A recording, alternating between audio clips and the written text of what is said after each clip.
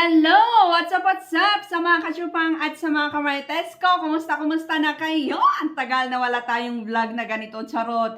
So, it's me again, Beta Glassy. And if you're new to this channel, ayan, paulit-ulit ko na lang na sinasabi sa inyo na hindi ka pa nakasubscribe kung bago ka pa lang dito. Please, pa-subscribe na po at pakalimbang na rin yung bell na yan sa baba para lagi kang manonotify kung may mga incoming uploads ako. Ayan. So, our vlog for today is may share lang ako sa inyo na nabili ko na additional sa ating collection investment. Ayan. So, keep on watching.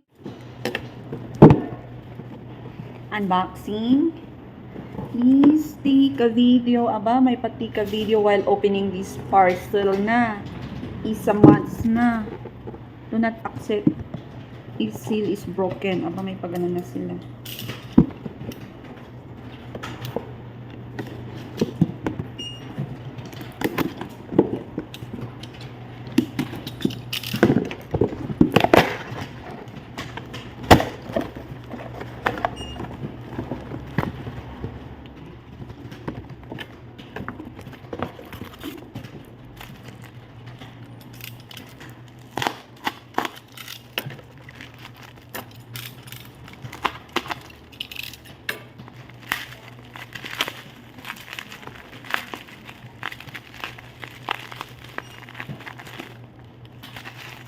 So, wala na. Wali na. Charan. Welcome back to our YouTube channel. Uy, sa mga kamarites ko dyan, support me here also. And sa mga kachurpang ko, uy, nasan na kayo? Bakit nawawala na kayo? Ayan, kasi kasalanan ko rin naman. Pinagkahalo-halo ko na ang aking uploads dito sa channel ko na ito. Pero once naman na may upload ako about sa mga jewelries, about sa sunlight update, nandyan kayo. Di po ba? Yes, charot. So, yun na nga, in-unbox ko again sa LBC ang aking nabili na mine online. Eto siya. And aba, si KD Overruns, ayun, so may nakalagay na sila doon. And talagang sinasabi na rin nila, required na if you're going to pick up the items sa LBC branch, kung saan mo pinadala or in-address ang iyong item is buksan mo na doon and then mag-video ka. Kasi I think it happens already siguro sa kanila na may nawalang items ang customer nila. So, ayun, naglagay sila ng precaution. Ayun. So, eto na, precaution. Sarot. So, eto na nga, it's been a long time again na nakabili ako kay KD Overruns. Ayan. So, yung mga binibenta nila doon is lahat subasta po, okay? So, parang tsambahan na lang kung makabili ka, makamine ka ng almost new. Ayan, kasi marami na rin akong nabibiling parang overuse, which is hindi mo siya mapipili talaga pag nagmamine ka. Kasi nga, subasta yon, meaning marami na rin mga sign of usage kasi pre-love items, okay? Mga second hand, third hand, 10 hand, charot. Sabi ko nga sa mga past na vlogs ko is baka namatay na rin yung mga may-ari ng mga jewelries na yun. Charot! Sana naman hindi, ano. Ayun, and so far naman ngayon, so far so good. Yung mga subasta nila na binibenta is nililinisan nila bago nila live binibenta. Kasi eto aking nabili. Ayan, so not one, but 2, so yan ang ating pangalan. And, aba, nilagay pa talaga yung second minor nito. Oh my God, yung kuko ko patay, charot. Don't mind my, cutics, kasi tingnan nyo naman, ang hardworking, nagagarden kasi ako, charot. Ayan, oh, nabura na ang cutics. Naku, di baling nabura na ang cutics, basta naman jewelries yung flex natin. Charot, charot lang ha. Ayan, oh, sinulat yung second minor, ano to, Betchay. Bachuchay pala, oh, Bachuchay. Sounds like my name also kasi minsan tinatawag ako ito rin yung palayaw ko, Bachuchay. Pero syempre ako yung unang nakamine. So this one is a bracelet and then this one naman is earring. Ayan, it's been a long time talaga. Nakamine ako kung kailan tumaas yung mga alahas ngayon. Yes, kahit subasta, nagtaas na rin yung mga presyo ng mga ito. Ayun. And this one is, eto yung presyo ng pinabili natin. Ayan siya. Yan yung presyo. And this one, eto yung nakalagay na timbang 3.4. And yes po, Etong 3.4 na ito, so bago ko flex sa inyo, ipakita sa inyo is na-check ko ito, okay yung timbang niya, and this one is 21 carats, okay? So, ganito siya. This one is 21 carats, ayan. So, ganun talaga, pag sa subasta is, hala, sige, basta na lang ng mine, hindi ka makakapili kasi nga unahan kung ano yung flinex nila. Kasi, ngayon is lumalaki na rin ang kanilang Facebook page. Kaya marami na rin silang buyers, miners. Ayun. So, ang ganda-ganda nito. At yun yung sabi ko kanina na malinis na kain kasi sobrang makinang na siya. Shimmering na siya. Ayan. Kumukuti-kuti ta. Unlike last time na maraming libag. Ayun. So, yung mga past vlogs ko kapag nanonood kayo is yun yan. Laging sinasabing maraming libag kasi nililinisan ko pa siya. Ngayon is nakachamba ako na quite new ang aking na-mine. Pero I'm pretty sure dito sa lock niya. Itong lock niya na ito is hindi ito ang original na lock nito. Ayan. Since siguro this one is 21 carats, yung original lock siguro nito malambot, nasira siguro kaya pinapalitan nung may-ari ang lock niya. Ayun. So, hindi ito ang original lock niya. Ayan siya. Ganyan. And eto siya. Eto lang yung parang disadvantage dito. Ayan, manipis na ito. Manipis na siya. So, I think kailangan palitan. And hindi siya pwedeng pang daily wears since manipis na nga and super lambot ng 21 carats. Unlike nitong lagi kong sinusuot na 14 carats and 18 carats. So, talagang dyan na siya. Ayun. So, it's nice. Ang ganda. Which is, yun nga, medyo mahal na ngayon talaga kahit subasta. Okay? This one is 3.4 and presyo niya is 11,560. So, bala na kayong mag-divide, okay? Which is, sana hindi ko na dinidisclose yung ano ngayon, yung per gram. Charot! Yun yung sabi. Charot! Ng ibang nag-vlog. Ayun, so this one is from KD Overruns and this video is not sponsored. Again and again, dito sponsored. Sinshare ko lang kung saan ko binibili ang aking mga jewelry. Ayan, sa mga gustong bumili, try nyo rin bumili. Kasi marami ng buyers si KD Overruns na galing sa aking vlog or sa aking mga sinishare na find out nila si KD Overruns through my vlog. Ayun. And si KD Overruns, wala akong nakukuhang discount. Oh my God, naulog pa siya. Wala akong nakukuhang discount kay KD Overruns, ha? Okay, so eto is eto yung earring na 21 carats. And eto pala, ayan, so eto, minine ko, binayaran ko ng 2.3. Ayan, and maraming complain na rin kay KD Overruns na nababasa ko dyan. And comment din kayo sa baba sa mga nakaka-experience pa rin hanggang ngayon na yun nga, na mine natin ng 2.3 pero pagdating sa atin yung timbang, pag tinimbang natin, nababawasan. Ayun, so this one is, kahit anong gawin kong ano, kasi bago ko sinare sa inyo is na-check ko na, tinimbang ko, ang timbang lang nito is 2.2. Ayun. Ewan ko, lagi ako nakakabili ng ganun. So, pag na-experience niyo yun, pwedeng magsama-sama kaya tayong mag-message kay KD Overruns para palitan kaya yung timbangan, ganun ba? Or, kasi hindi tayo makapag-ano kasi pwede nilang sabihin na seller's weighing scale. Yun, parang yun yung matutupad kasi or kaya seller's screen. Kung ano yung nakikita natin sa mga finiflex nila sa live nila, parang yun yung masusunod, hindi yung sa atin. Parang wala tayong magagawa, I think, kasi parang buy at your own risk na rin. Ayun, so parang bawi-bawi na lang next time.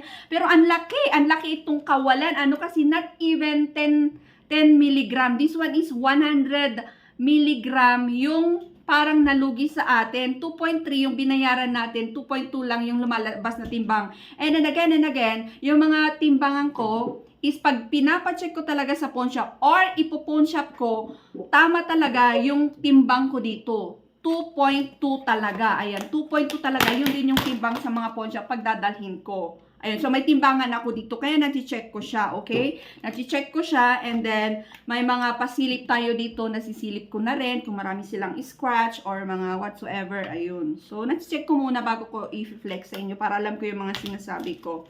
But, okay lang siya kasi nabili ko naman is quite new. Pareho sila sa bracelet. Ali, pakikuha nga, ayan dito. Ali, pakikuha nga yung bracelet. Nasa harapan ko lang aking pamangkin. Nasa baba, nahulog. Eto siya, ang ganda nitong bracelet. Lapag mo. Thank you. Ayan siya. So, eto. Ang ganda nito, mga kachorpa. Ang ganda siya. This one is 21 carats. Nagustuhan ko siya. And eto ay diroskas, ha? Screw type. Ang lock nito is screw type. Ayan siya. Oh, ang ganda. So, parang nalugi ako dito ng 100 milligram. So, ang nawala sa akin is since 21 carats, ang per gram sa kanila is 3,400. Nalugi ako ng 340. Yes, kasi 100 milligram yon. Not even, sana yung timbang nito is 2.32 and then yung dumating sa akin is 2.3, parang 20 milligram lang yung nawala, parang okay lang yon. Pero pag yung 100 milligram, ang laking kawalan yun, di ba? Ayun. So ano kaya, bakit kaya nagkakaganon? Kasi tinitimbang naman sa harapan natin, pag minamay natin, lumabas yung 2.3, pero pagdating sa atin is nagmamakaawa pang yung eto nga, ayun, kailangan inulit-ulit ko, hanggang pinilit ko talagang pinalabas bago lumabas yung 3.4. And yun nga, sabi ko marami na ring buyer na nagko-comment dyan sa baba na same din sa kanila. So, yun sabi ko kanina, parang buy at your own risk na lang. Kasi nakikita naman natin sa screen na yun yung timbang. Pero yun nga sabi ko kay KD, sana ulit, parang 1, 2, 3 hanggang lalabas. Yung parang ulit-ulit na lang kasi nag-live selling sila and then maybe nakatapat yung electric fan or is nahahanginan siguro, is nagja-jump minsan yung weighing scale nila. Something like that. Yun yung explanation kasi, Yan siya. Ang ganda, i-try natin. Try natin ito. Ang cute-cute nito, pero diroskas yung lock niya. Kailangan be careful na hindi kayo masabit. Kasi, nako, otherwise mapunit ang iyong tainga. Kasi, tornilyo siya! Wait lang. Ayun, so, tanggalin natin ito. Parang, imbes na sabi ko sa mga past vlog ko is, mag-iipon ako ng mga loop earrings. Pero, since may mga naipon na akong ganito, parang gusto ko ulit yung ganito. Nagustuhan ko yung ganyan, no?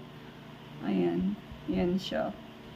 Try natin. Diroskas ito. And, nasanitize ko na ito, mga kachopang. Parang bagay dito, no? Ayan siya. OMG, bagay. Bagay siyang ganyan. Diba? Ayan siya. It's nice. I love it. Gusto ko. Ay, ang ganda. Pero wait, may naman, may maganda rin kay KD Overruns compare sa mga ibang online gold sellers na pinagbibilhan ko, okay? Kung minsan is nalulugi tayo ng timbang kay KD Overruns, ang maganda naman sa kanila is very transparent sila sa shipping fee. Yes, very transparent sila sa shipping fee. Walang daya kasi talagang pag sinisend nila sa atin, yung mga items natin is pinipicturan yung buo at saka kung magkaano yung binayaran nila kasi binabayaran nila yung shipping fee, parang binabackupan na nila and then kinokollect na lang ni LBC and then isisend sa bank ni Madam Charmaine. Di po ba napansin niyo yung resibo natin kung magkaano talaga yung kinolect ni LBC, yun lang talaga yung babayaran natin. Unlike sa mga ibang gold online sellers na sila mismo ang nagpa-plus.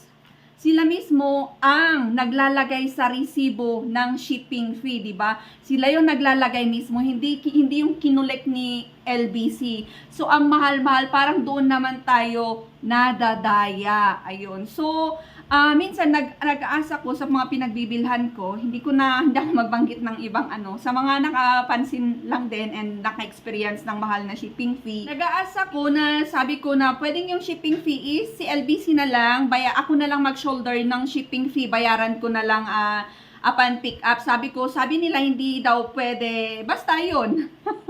And yung mga worth ng nabibili ko na yun is 5,000. Ayun, so 5,000, once na naka 5,000, yung sinisingil na shipping fee sa akin is 350.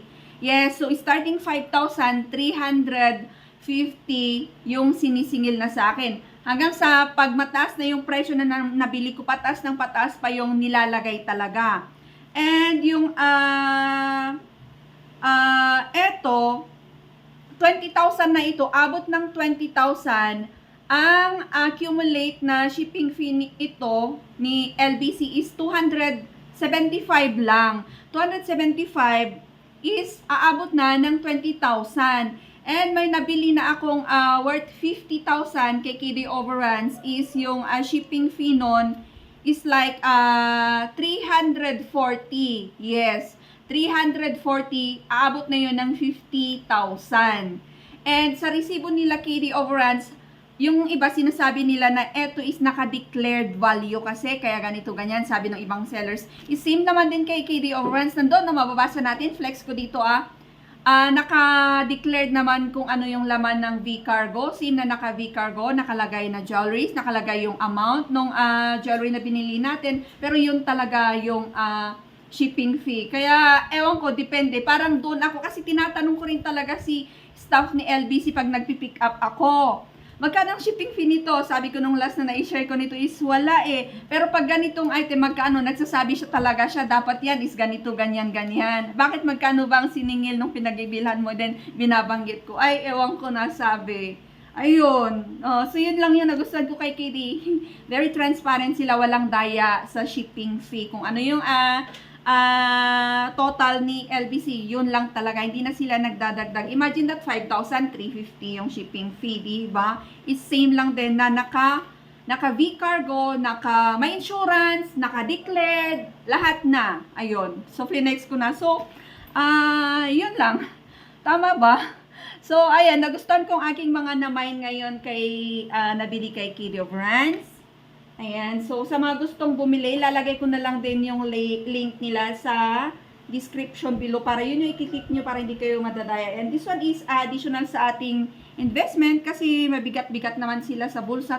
Ay, mabigat-bigat konti yung mga timbang nila. And yeah, I love it. And yun lang, nakulangan tayo ng 100 mg, so bawi tayo next time.